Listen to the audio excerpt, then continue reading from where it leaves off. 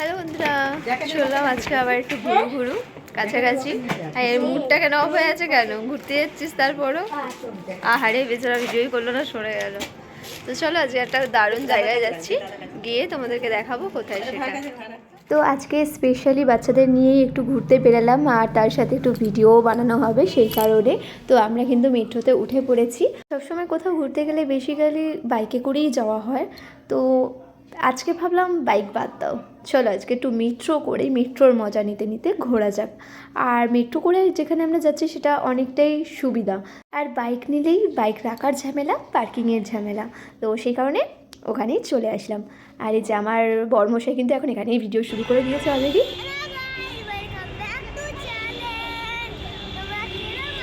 তো বন্ধুরা, আমি বলার আগে কিন্তু আমার ছেলে কিন্তু বলে দিয়েছে, তো অবশ্যই তোমরা কিন্তু বলো কেমন। আমরা চলে এসেছি এখন রবীন্দ্র সদনে, নন্দনের কাছে। নন্দনে একটা ভালো ফেস্টিভ্যাল হচ্ছে, সেটার জন্য আমরা চলে এসেছি বাচ্চাদের নিয়ে। এখানে কিন্তু বাচ্চারা খুবই যায়। চলো,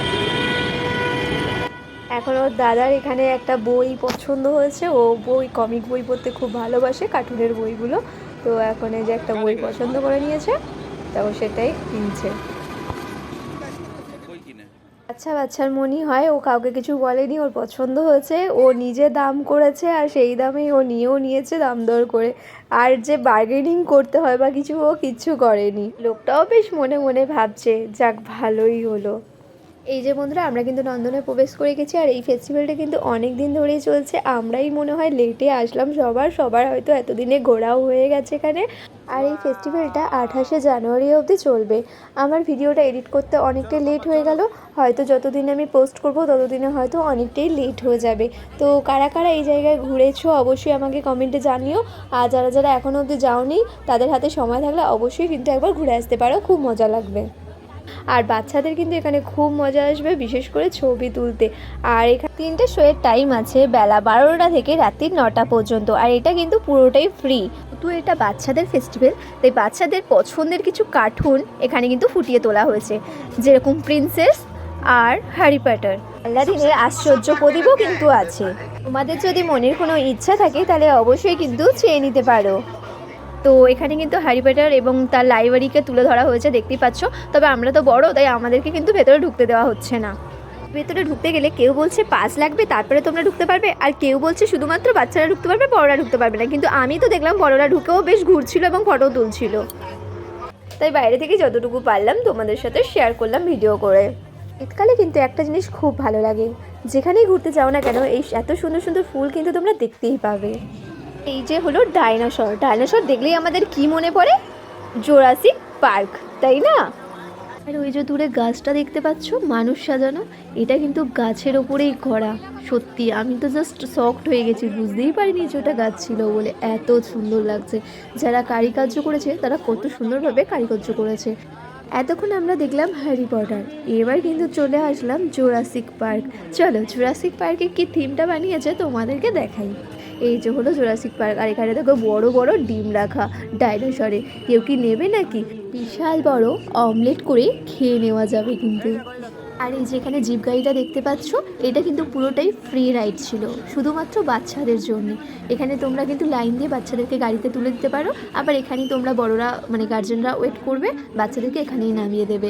তো যাই হোক, বাচ্চারা তো অনেক সময় হাঁটতে পারে না, তো জিপ গাড়িতে চাপতে কার না ভালো লাগে। তো তাই এখানে কিন্তু প্রচুর লাইন পড়েছে জিপ গাড়িতে চাপবে বলে সবাই। এখানে কিন্তু বাচ্চাদের আকর্ষণীয় অনেক জিনিস ছিল, যেরকম স্পাইডারম্যান, টেডি বিয়ার, আর এই মুখোশ পরা মানুষটাকে আমি ঠিক চিনি না নামটা, তোমরা যদি জানো অবশ্যই বলো। তো এরা কিন্তু ছিল। তো এবার আমরা চলে আসলাম নন্দনের ঠিক পিছন দিকটা। এখানে কিন্তু খুব সুন্দর করে একটা ছোট্ট ব্রিজ আছে, এবং কি সুন্দর ঝর্ণার জলও আছে। তো এখানে কিন্তু অনেকেই দাঁড়িয়ে দাঁড়িয়ে গল্পও করছে, ছবিও তুলছে। চলো আমরাও কয়েকটা ছবি ভালো ভালো তুলে নিই এখানে। আর এখানে যেহেতু জলের জায়গা, তাই ঠান্ডাটাও এখানে কিন্তু বেশিই লাগছে। তবে মনে হচ্ছে যেন এখানেই সারাদিন দাঁড়িয়ে থাকি।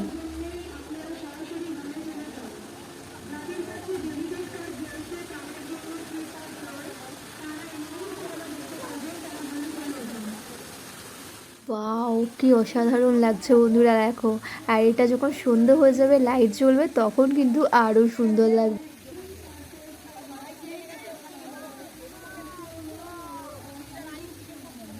ঠান্ডা লাগছে না? ঘুরতে ঘুরতে আমাদের পেয়ে গেল খিদে, তাই আমি এখানে কিন্তু ফিশ কাটলেট অর্ডার করে দিয়েছিলাম। আর এখানে কিন্তু ভিতরে প্রচুর দাম খাবারের। তো যাই হোক, খেতে যখন ইচ্ছা করেছে, এখন আর টাকার কথা ভেবে তো লাভ নেই, তাই কিনেই ফেললাম। তবে আমাদেরকে কিন্তু এখানে একটা সমস্যায় পড়তে হয়েছিল, তোমাদেরও যাতে পড়তে না হয় তাই বলে দিই। এখানে কিন্তু অনলাইনের ব্যবস্থা নেই, কোনো দোকানেই, সব কিন্তু ক্যাশ টাকা লাগবে। কী ভাগ্যিস আমার কাছে ক্যাশ টাকা ছিল, কোনো সমস্যা আর হয়নি। এছাড়াও এখানে কিন্তু সুন্দর সুন্দর জিনিস পাওয়া যাচ্ছে, যেরকম কানের দুল, হাতের চুড়ি, গলার নেকলেস, আরও অনেক কিছু বিভিন্ন ধরনের জিনিস, যেগুলো মেয়েদেরকে বেশি আকর্ষণ করবে। আমার তো খালি মনে হচ্ছিল কিছু একটা কিনি, কিছু একটা কিনি, কিন্তু এখানে অন্য জায়গা থেকে দামটা একটু বেশি, তাই আর কিছু কিনলাম না। আর খাওয়া দাওয়া তো আছেই। এছাড়া এখানকার ছোটো ছোটো চাবির রিংগুলো দেখতে কিন্তু বেশ ভালো লাগছিল। পুরো যেন মনে হচ্ছে একটা ছোট্ট মেলায় চলে এসেছি, খালি দোলনাটারই অভাব হয়ে গেল।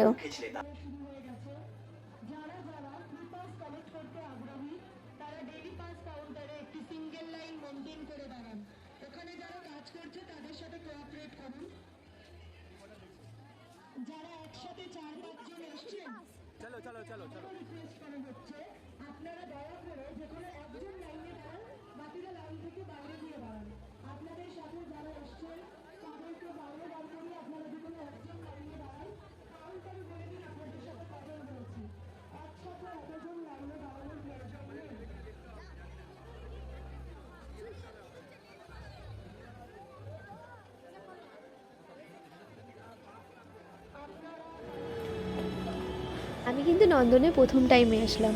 এখানে কিন্তু অনেকগুলো মঞ্চ আছে নন্দনের মধ্যেই, যেগুলো কিন্তু বিভিন্ন নাম দেওয়া হয়েছে। যেমন এটা আমরা সিসি মঞ্চের কাছে আছি। আমার হাঁটতে হাঁটতে একটু পাটা ব্যথা করছিল, তাই বসে পড়লাম। মোটামুটি আমাদের ঘোরা কমপ্লিট, এবার হচ্ছে জিপ গাড়ি চাপার পালা। তো দুই ছেলে মিলে এখন জিপ গাড়ি চাপবে, তার জন্য কিন্তু প্রচুর লাইন। আমার ছেলে তো আগেই দৌড়েছে লাইনে দাঁড়াবে বলে। এই লাইনের ভয়েই কিন্তু আমরা অনেক সময় অনেক কিছু করি না। যেরকম শোয়ের টিকিট যেটা দেওয়া হচ্ছিলো, সেখানেও কিন্তু প্রচুর লাইন ছিল, যার জন্য আমরা শোয়ের টিকিটটা নিলামও না।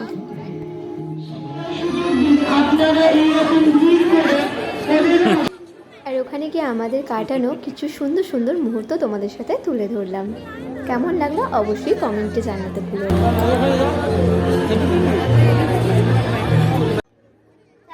এই যে 1 ঘন্টা লাইন দেওয়ার পর ওদের পালা এলো এবার গাড়িতে চাপার। তো এখন বাচ্চাদেরকে নামানো হচ্ছে, ওরা নেমে গেলেই কিন্তু আমরা উঠবো।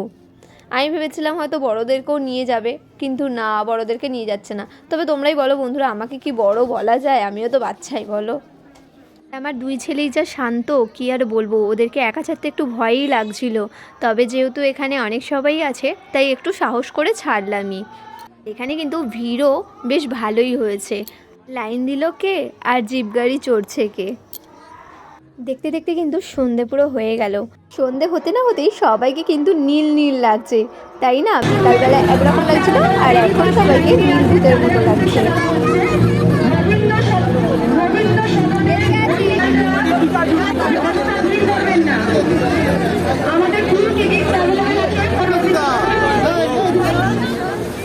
ছেলেদের গাড়ি চড়া হয়ে গেছে, এখন আমরা সুন্দর একটা দেখো জায়গায় এসে বসে আছি এবং ফটো তুলছি। আর এই যে আমাদের আলাদিনের আশ্চর্য প্রদীপ, বিকালবেলায় কিন্তু একরকম লাগছিল, আর এখন কিন্তু আলোতে কিন্তু আর একরকম লাগছে, এখন কিন্তু বেশি ভালো লাগছে। আর আমার সামনেই দেখো বিরাট বড় একটা মুন্ডু, আমার তো দেখে ভয় লাগছে, তাহলে বাচ্চাদের কতটা ভয় লাগছে বলো তো তোমরা। যা ভেবেছিলাম তাই করেছি, সবই ভালোভাবেই কাটলো, কিন্তু শোয়ের টিকিটটা পেলাম না, তার জন্য মনটা খারাপ লাগছে। কেমন লাগলো অবশ্যই কমেন্টে জানাবে। তবে সন্ধ্যা হওয়ার পর থেকে যে আলোটা শুরু হয়েছে এবং জলের যে এটা দারুণ লেগেছে সব থেকে। আর এখানে আমার এত বাড়ির কাছে থাকা সত্ত্বেও আমার আসা হয় না, আজ তো হুজুকে পড়ে আসা হয়েছে। তবে এখানে শোয়ের টিকিটের জন্য প্রচুর লাইন ছিল, প্রচুর লাইন। আমরা লাইনও দিইনি, কারণ শো শুরু হবেই 6টা থেকে, আর হবে হচ্ছে 9টা অবধি। তো সেই কারণে আর মানে শো দেখবো না, জাস্ট এমনি ঘুরলাম, বেড়ালাম, খাওয়া দাওয়া করলাম, ফটো শ্যুট করলাম।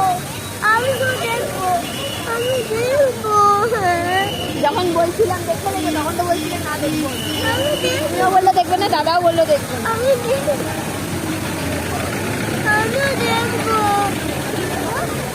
ও চলে যাচ্ছে।